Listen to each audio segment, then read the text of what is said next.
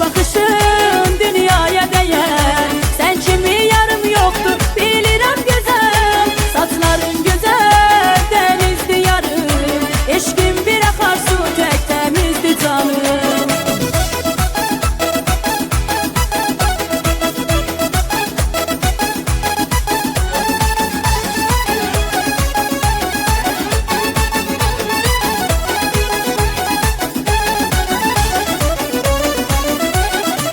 Seni sevirəm axı gözümün çırağısan. Sənə bel bağlamışam qəlbimin dayağısan.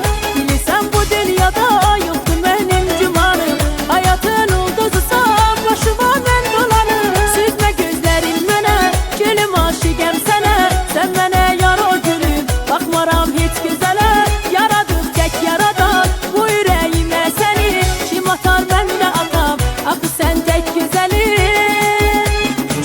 Bakışın dünyaya değer. Sen kimi yarım yoktu bilirəm güzel. Saçların güzel denizdi yarım. Eşkin bir akarsu tek temizdi canım.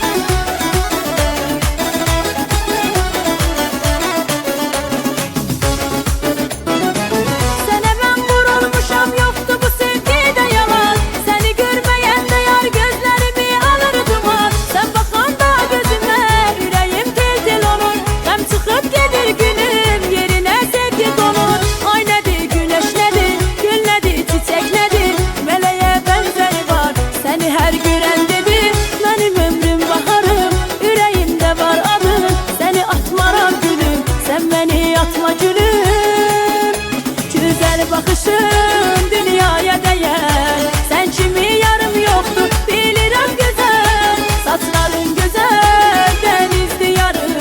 Eşkin bir akarsu tek temizdi canım. Güzel bakışın dünyaya değer.